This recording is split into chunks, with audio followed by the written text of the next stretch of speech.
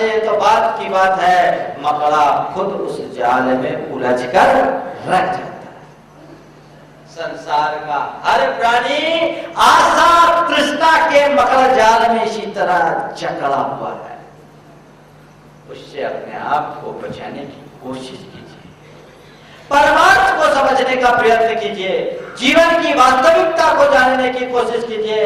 ये बात समझिए कि मैं कितना भी चाहूं, केवल चाह से पूर्ति नहीं होती, पूर्ति तो अपने संयोगों से होती है, और जब संयोगों से पूर्ति होती तो व्यर्थ की चाह मैं क्यों करूं। अपनी चाह को सीमित बनाने का प्रयत्न करें, और दूसरी ओर सोचे कि यदि मैं सब कुछ पा भी लूंगा तो मेरे साथ आखिर जाएगा क्या। इसलिए जितना जो है उसका सदुपयोग करे और अपने चित्त को धर्म ध्यान में लगाने की कोशिश करे। शेख सादी एक बार किसी व्यापारी के यहाँ गए।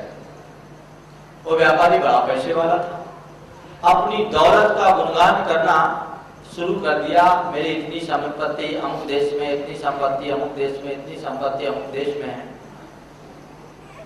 और मैं इसके बाद ये करूंगा, इसके बाद ये करूंगा, इसके बाद ये करूंगा, और सब कुछ होने के बाद थोड़े मैं स्वास्थ्य लाभ के लिए अमुक देश में जाऊंगा, फिर वहां जाकर आराम करूंगा, और आखिरी में जब बुढ़ापा आएगा तो भगवान का भजन करूंगा। शेख सादी उनकी बातें सुन सुन करके ऊब चुके थे, पर सामने वाले की राम कहानी पूरी नहीं हो सकी। बीच में ही टोकते हुए उन्होंने उनसे कहा, आपने इतनी सारी योजना तो बना ली, पर आपको पता है कि आपकी जिंदगी अब कितने दिन की बाकी रह गई? आपको पता है कि आपकी जिंदगी अब कितने दिन की बच गई है? उसने कहा, नहीं, मुझे तो इसका कोई पता नहीं। तो आपको जब ये पता नहीं कि तुम्हारी जिंदगी इतने दिन की है, तो इतना लंबा चौड़ा प्रोग्राम काहे को बना रखा है? इतना लंबा चौड़ा प्रोग्राम क्यों बना रखा है? शेख सादी ने अपनी बात को जारी रखते हुए कहा कि आपको पता नहीं, कल एक बड़ा धनपति घोड़े से गिर करके मरा, और मरते दम उसने क्या कहा? मरते दम उसने यही कहा कि मेरे मन में बड़ी चाह थी, मेरे मन में बड़ी इच्छाएं थी, लेकिन आज जब मैं यहाँ से जा रहा हूँ तो सारी इच्छाएं मेरे मन में ही सब आ गई, मैं उन्हें पूरा नहीं कर सका। आप सोचते हो कि एक बार मैं ये सब कर लूंगा, धन कमा लूंगा, उसके बाद अपने जीवन में सब कुछ को प्राप्त कर लूंगा। न भूतो न भविष्यति। जो कल की चाह में अपने आज को विफल कर देते हैं, उनका कल कभी सफल नहीं होता, और जो कल की चिंता से मुक्त होकर अपने आज को उज्जवल बनाते हैं, उनका कल भी उज्जवल बना देता है। इसलिए आज की चिंता करें, बहुत अधिक चाह न करें। जो बात शेख सादी से कही गई वही बात हर व्यक्ति के साथ है कि आज जो तुम्हारे पास क्षण है, जो तुम्हारे पास अवसर है, और जो तुम्हारे पास साधन है, उसमें ही अपने मन को संतुष्ट रहने की कला सीखो, और उसी में अपने जीवन का आनंद मनाओ। तब तुम जीवन के असली रस को प्राप्त करने का सौभाग्य अर्जित कर सकोगे। और यदि इसे खो गए तो तुम्हारे पास कुछ भी नहीं होगा। लेकिन क्या करें, हम तो ऐसे ही करते हैं। जो मिलता है, आचार्य जी कहते हैं, जो पाता है सो भाता नहीं, और जो भाता है सो पाता नहीं। जो पाता है सो भाता नहीं है, और जो भाता है सो पाता नहीं है, इसीलिए सुख साता नहीं है। हकीकत है कि जॉर्ज बर्नार्ड शॉ ने एक जगह बहुत अच्छी बात लिखी। There are two treasures in your heart desire. The one is get to your heart. There are two treasures in our life. One is not get to your heart desire, and other is to get it. उन्होंने लिखा कि मनुष्य के जीवन में एक साथ दो दुर्घटनाएं घटती।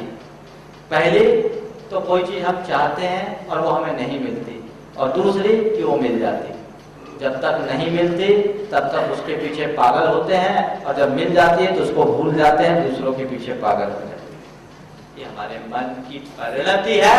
इस परिणति को जो बदलने में कामयाब हो जाते हैं, वही अपने जीवन में सफलता अर्जित करने का सौभाग्य प्राप्त कर पाते हैं। उनके ही जीवन में सुख और शांति का संचार हो पाता है। हर किसी के जीवन में ये बातें संभव नहीं होती।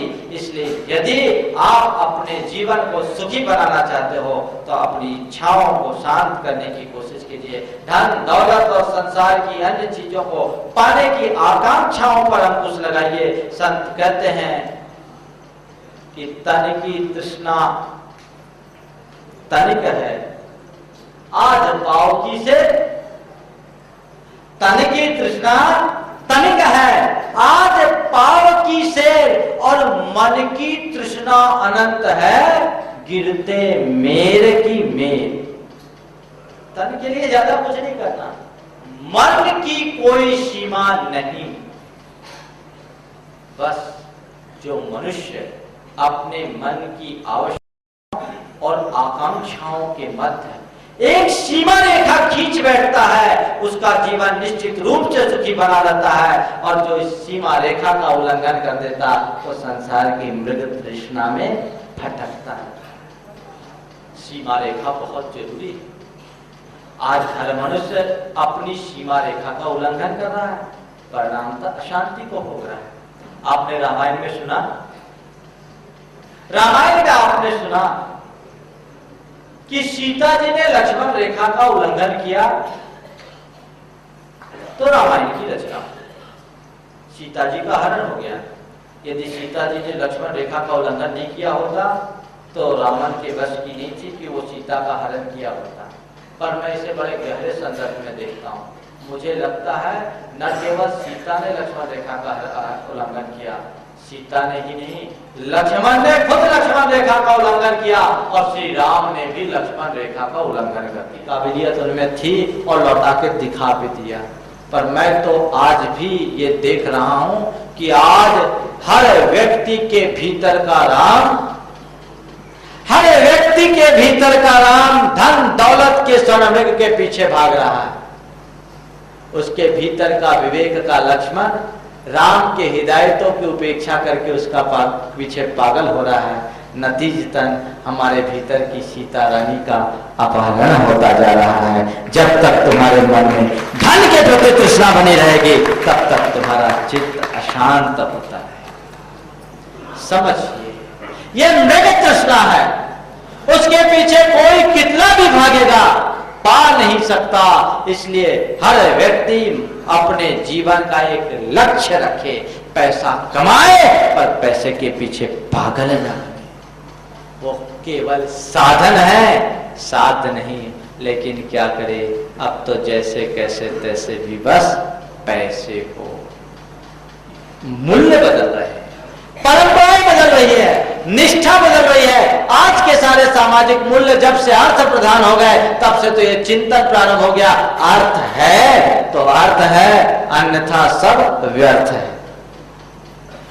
इसके बड़ा काम नहीं, ना बाप बड़ा ना भैया, सबसे बड़ा रुपया। वैल्यू चेंज हो रहे हैं, लेकिन इसी के कारण मनुष्य के मन में अशांति है। करोड़ों का स्वामी होने के बाद भी व्यक्ति अपने मन में पलने वाली तृष्णाओं के कारण अशांत हो जाता है।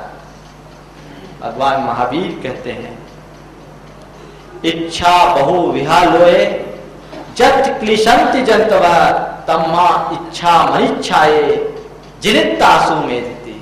अनेक प्रकार की इच्छाएं हैं जो मन में उत्पन्न होती है और विलीन होती है। इसलिए अपने मन की इच्छा को अनिच्छा से जीत कर सुख प्राप्त करने की कोशिश करो। पूर्णतः आप इच्छातीत नहीं हो सकते, कोई बात नहीं, उस पर अंकुश तो लगाया जा सकता है। ये देखो कितना जरूरी है और कितना को मैं पूरी कर सकता हूं। उतने के पीछे जुट जाना तो फिर भी समझ में आता है, लेकिन एकदम से दौड़ते ही रहना किसी भी अर्थ में हमारे लिए लाभप्रद नहीं है। इसलिए अपने जीवन को यदि महान बनाना चाहते हो तो इस तरीके से जीवन को ढालने की कोशिश करो। अपने मन की आकांक्षाओं को कम करो, क्योंकि जैसे आग से आग को बुझाना असंभव है, वैसे ही अपने अंतरंग की इच्छाओं की पूर्ति से इच्छाओं को तृप्त करना असंभव है। आग से आग जैसे बढ़ती है वैसे ही इच्छा पूर्ति के प्रयत्नों से इच्छाएं बलवती ही होती है, विराम नहीं लेती, शांत नहीं हो पाती। इस तथ्य को जो जानता है वो धन्य हो जाता है। भगवान महावीर ने इसी उक्ति को अपने इन शब्दों में कहा, जहां लाहो तहा लोहो, लोहो लाहे लगडे, 2 मास कयम कज्जम कोडिये भी निठवई। भगवान महावीर के जमाने में एक घटना घटी। कपिल नाम का एक ब्राह्मण था जो श्रावस्ती नगरी के एक उपाध्याय के यहाँ विद्या अध्ययन करने के लिए आया था।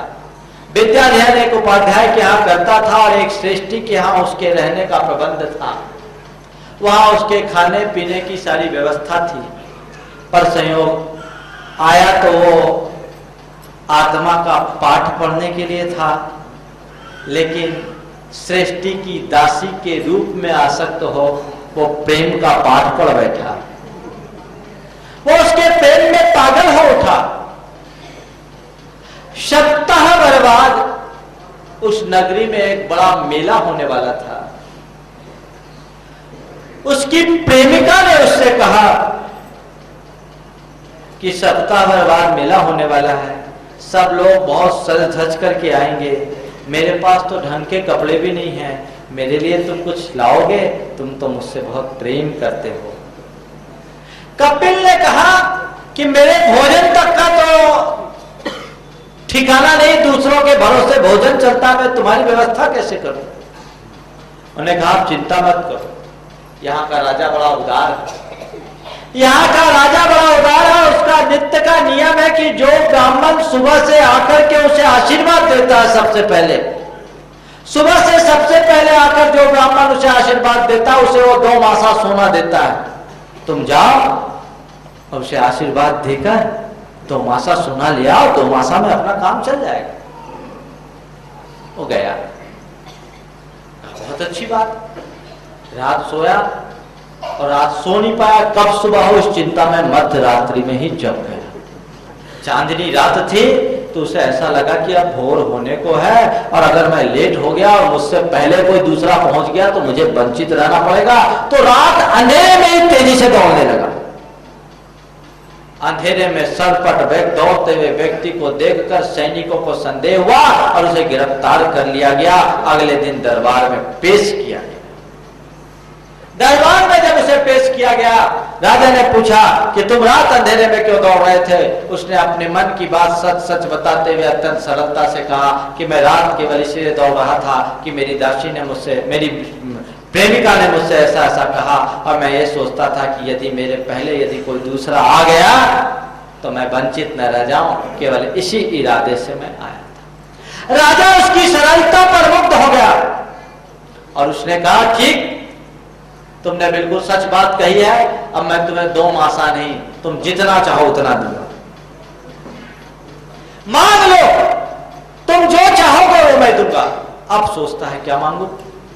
2 मासा, 2 तोला मांगू। लेकिन 2 तोले में क्या होगा? ढंग के गहने नहीं आएंगे, कपड़े भी नहीं आएंगे। ऐसा करता हूं 100 तोला मांगू। देखिए 100 भी क्या होगा, शहर में बहुत सारे लोग हैं, बड़े बड़े धनपति हैं, 100 भी बहुत जल्दी खत्म हो जाएगा। मौका ही मिला है तो क्यों नहीं मैं 1000 स्वर्ण मुद्राएं मांगू। मन में विकल्प आया, 1000 स्वर्ण मुद्राएं, 1000 स्वर्ण मुद्राएं से क्या होगा? वो भी खत्म हो जाएगी। अरे जब मांगना ही है तो लाख क्यों नहीं मांगू? लाख तक बात आई तो कहा पागल, जब मिल रहा मौका तो लाख में कहा सोच लो, करोड़ मांगो। करोड़ क्यों ना मांग लो? करोड़ मांगने की बात आई कि तभी उसके मन में एक दूसरा विकल्प उठा, रहे मूर्ख, करोड़ में कहां सीमित हो रहा है? यदि मौका ही मिल रहा है तो इसका पूरा राज्य क्यों नहीं मांग लेते? पूरा राज्य क्यों नहीं मांग लेते? ये चिंतन का चक्र चल ही रहा था कि राजा ने उसे टोकते हुए कहा, ब्राह्मण मांगो जल्दी, क्या मांगते हो? ब्राह्मण मांगो जल्दी, क्या मांगते हो? और जैसे ही राजा के मुख से उसने ब्राह्मण शब्द सुना, उसके भीतर का आत्म ब्रह्म जाग उठा। जैसे ब्राह्मण शब्द सुना, उसके अंदर का आत्म ब्रह्म जाग उठा। उसका चिंतन ने पलटा खाया और मन ही मन उसने सोचा, धिक्कार है मुझे, आया था 2 मासे के लिए और करोड़ तक भी संतुष्ट नहीं हो पाया, उसके राज्य तक पहुंच गया। अब मुझे कुछ नहीं चाहिए। जब राजा ने कहा कि ब्राह्मण मांगो, तुम्हें क्या चाहिए? उसने कहा नहीं राजन, मुझे कुछ नहीं चाहिए। राजन मुझे कुछ नहीं चाहिए, जो चाहिए था वो मुझे मिल चुका। राजा ने कहा मैंने तो अभी तक तुम्हें कुछ दिया नहीं, फिर तुम्हें मिला क्या? हाँ राजन, तुम्हें बिना दिए ही मुझे सब कुछ मिल चुका। और फिर अपने मन की सारी कल्पनाओं की बात उसके सामने रखते हुए कहा राजन मेरे मन में इस तरह की बात आई। राजा ने कहा कोई बात नहीं ब्राह्मण, मांगो, मैं तुम्हें करोड़ दूंगा। ने कहा नहीं राजा, अब मुझे तुम्हारे करोड़ से भी जरूरत नहीं है, राज्य से भी जरूरत नहीं, क्योंकि मैंने देख लिया लाभ और लोभ के चक्कर को। आया 2 मासा के लिए था और करोड़ में भी मन संतुष्ट नहीं हुआ, तुम्हारी राज्य गद्दी तक भी मेरी नियत हो गई। अब मुझे कुछ नहीं चाहिए। मैं जान लिया कि पूर्ति से कभी तृप्ति नहीं हो सकती। अब मुझे बाहर से कुछ नहीं चाहिए। अब तो मैं इस इच्छाओं का नियंत्रण करके इच्छातीत बनूंगा। और इतना कहकर वो कपिल वहां से निकला। दिगंबर मुनि दीक्षा अंगीकार किया, आत्म ध्यान में बैठा और कैवल्य को प्राप्त करके भगवत्ता को उपलब्ध कर लिया। उसने देख लिया बंधुओं, मनुष्य के मन में उठने वाली आकांक्षाओं का कितना सुंदर रेखांकन है। और यही प्रसंग भगवान महावीर की वाणी में इस गाथा के माध्यम से निश्चित हुआ कि जहां लाहो तहां लोहो, लोहो लाहे न बढ़ई, 2 मास कयम कज्जम, ओडिये भी न निठवई। जैसे जैसे लाभ होता है वैसे वैसे लोभ बढ़ता है, लोभ लाभ से बढ़ता है। 2 मासा के लिए जो कार्य शुरू हुआ था करोड़ में भी जाकर के पूरा नहीं हुआ। अपने मन को पलट पलट करके देखना, यही हमारी चित्त की अशांति का सबसे बड़ा कारण है। लेकिन क्या करें, हम सबका मन इतना अधिक लालसाग्रस्त है कि बस उसके पीछे पागल बना रहता है। और कभी कभी हमारे मन का लोभ, हमारे मन का लालच हमें बड़ी हास्यास्पद स्थिति में पहुंचा देता है। एक बार ऐसा हुआ, एक भारतीय व्यक्ति जैसे तैसे पैसों की जुगाड़ करके अमेरिका पहुंचा।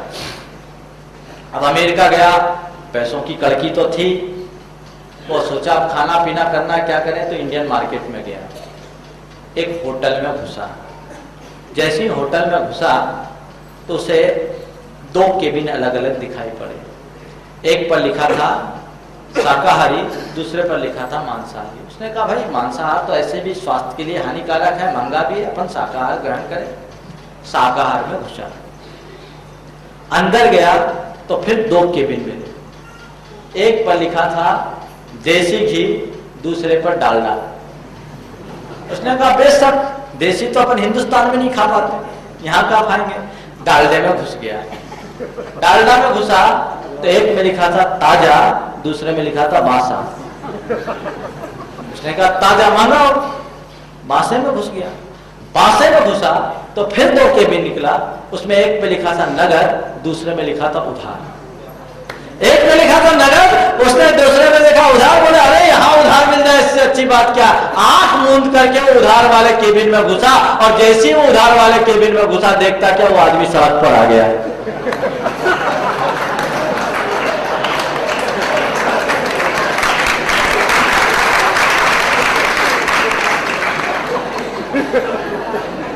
बंद हो, ये है हमारे मन का चरित्र, जो कई बार हमारी ही आकांक्षाओं के कारण हमें सड़क का आदमी बना देता है। इस पर नियंत्रण लाइए। धर्म हमें यही मार्गदर्शन और यही प्रेरणा देता है। इसी प्रेरणा के बल पर हम अपनी वृत्तियों को नियंत्रित करने में सक्षम होते हैं। अंतर्मुखी चेतना का जागरण इन्हीं के बल पर होता है। और जिस मनुष्य की चेतना अंतर्मुख हो जाती है वही सच्चे अर्थों में अपने जीवन में कामयाबी हासिल कर सकता। तुम्हारे पास कितना पैसा है ये महत्वपूर्ण नहीं, तुम्हारे पास कितनी प्रतिष्ठा है ये भी महत्वपूर्ण नहीं, तुम्हारा कितना बड़ा स्टेटस है ये भी महत्वपूर्ण नहीं, तुम्हारा कितना ऊंचा ओहदा है ये भी महत्वपूर्ण नहीं। महत्वपूर्ण तो ये है कि तुम्हारा मन कितना शांत है, तुम्हारे दिल में कितनी चैन है, तुम्हारे चित्त में कितनी शांति है। यदि ये सब चीजें हैं तो कुछ ना हो करके भी हमारे पास सब कुछ है, और ये चीजें नहीं है तो सब कुछ हो करके भी हम कंगाल हैं। ये बात अपने मन मस्तिष्क में स्थापित कर लेने की जरूरत है। जिस मनुष्य के मन में ये बातें होती है वो कभी इन व्यर्थ की चर्चाओं में उलझता नहीं, और जो मनुष्य इन सब वास्तविकताओं को नहीं समझता उनका जीवन कभी व्यर्थ के जंजाल से मुक्त नहीं हो पाता। बंधुओं, रामायण पर आधारित एक लोक कथा मेरे स्मरण में आ रही है, उसके माध्यम से मैं अपनी वाणी को पूरा विराम देने जा रहा हूं।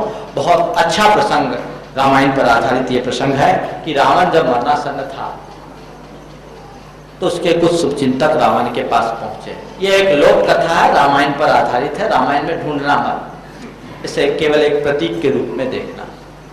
रावण ने मरणासन्न था, उसके कुछ शुभचिंतक रावण के पास पहुंचे और रावण से पूछा कि आप अंतिम सांसें गिनने की स्थिति में हो, आपके मन में कोई इच्छाएं शेष तो नहीं रह गई?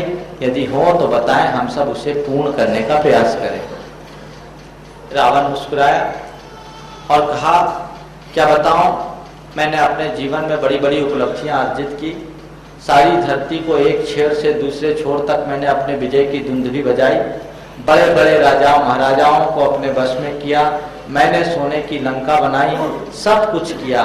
आज मर रहा हूं, अभी भी मेरे मन में बहुत सारी अरमान हैं जो अधूरे हैं। उनकी स्थिति पंख कटे पक्षी की तरह है जो अब आसमान में उड़ नहीं सकते, उन्हें पूरा नहीं कर सकता, और मैं अपने मन की अरमानों को पूर्ण न कर पाने का दुख लेकर के ही संसार से जा रहा हूँ। मेरे वे अरमान अधूरे हैं। ऐसे तो मेरे असंख्य अरमान हैं, उनमें से 3 मुख्य अरमान ऐसे हैं, यदि वो पूरे हो जाते हैं तो मैं बहुत संतुष्ट होता।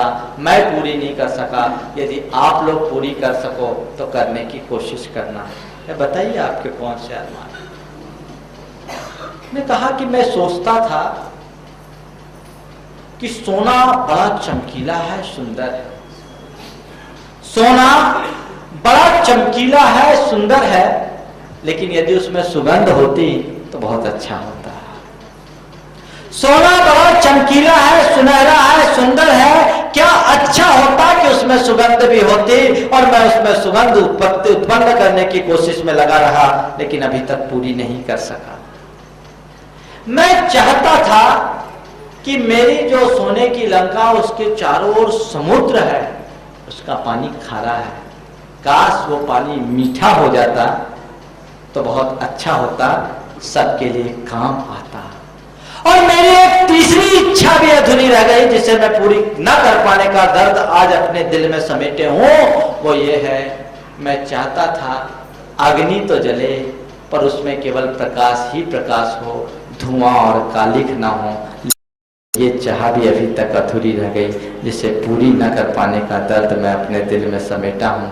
और कहते हैं, इतना कहते ही रावण के प्राण पखेरु उड़ गए, वो पूरे नहीं कर सके।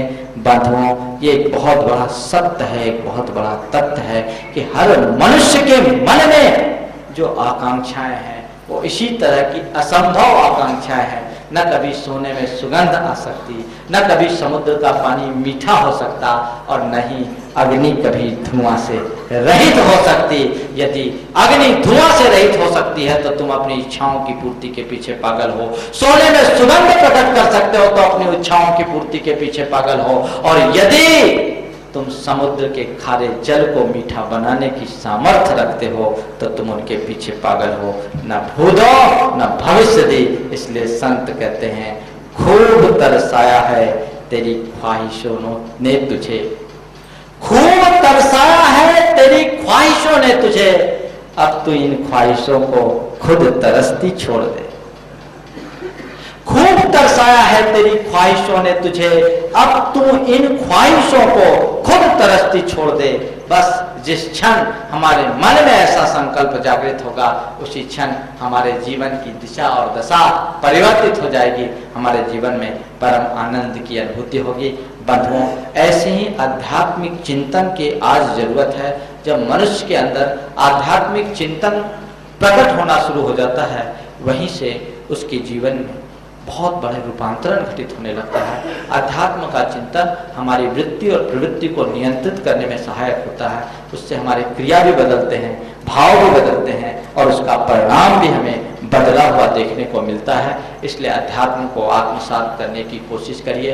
कल से मैं आप सबको एक अध्यात्म की गंगा में अवगाहित करने की कोशिश करूंगा। कल से जो प्रवचन का क्रम होगा उसका विषय 12 भावना होगा। 12 भावना ऐसी भावना है जो आज हमारे जितने भी मन के चिंता, तनाव, द्वंद, दुविधा, अवसाद, पीड़ा और कुंठा, इन सब के कारणों के निवारण का अचूक उपाय है। वस्तुतः आज मनुष्य जो अशांत है, दुखी है, वो अपने अज्ञान के कारण है। यदि 12 भावनाओं का हम नियमित अभ्यास करें, चिंतन करें, उनके स्वरूप को समझें, तो आज हमारे जितने भी मनोकायिक रोग हैं उन सब से मुक्ति पाया जा सकता है और अपने कर्म की निर्जरा की जा सकती है। यदि आप उसका आनंद लेना चाहते हैं तो ठीक समय पर आकर के आप उसका लाभ लेने का प्रयास करना। अभी तक प्रवचन में मैंने बहुत अलग अलग बातें की। अभी तक मैं आपसे कुछ उथली बातें की जो आपके घर गृहस्थी को सुधारने की थी। अब मैं आपके भीतर को सुधारने का प्रयास करूंगा। क्योंकि नीति कहती है कि बंजर भूमि में सीधे सीधे अच्छे बीज बो दिए जाए तो बीज भी बेकार हो जाते हैं। 2 महीना तो मुझे यहाँ खेत तैयार करने में लगे, मुझे विश्वास है अब जो बोया जाएगा वो ठीक ढंग से अंकुरित होगा। न केवल अंकुरित होगा अपितु पल्लवित, पुष्पित होकर फलीभूत भी होगा। ये बीज एक विशाल वृक्ष का रूप धारण करेंगे और हमारे जीवन के कल्याण का कारण बनेंगे।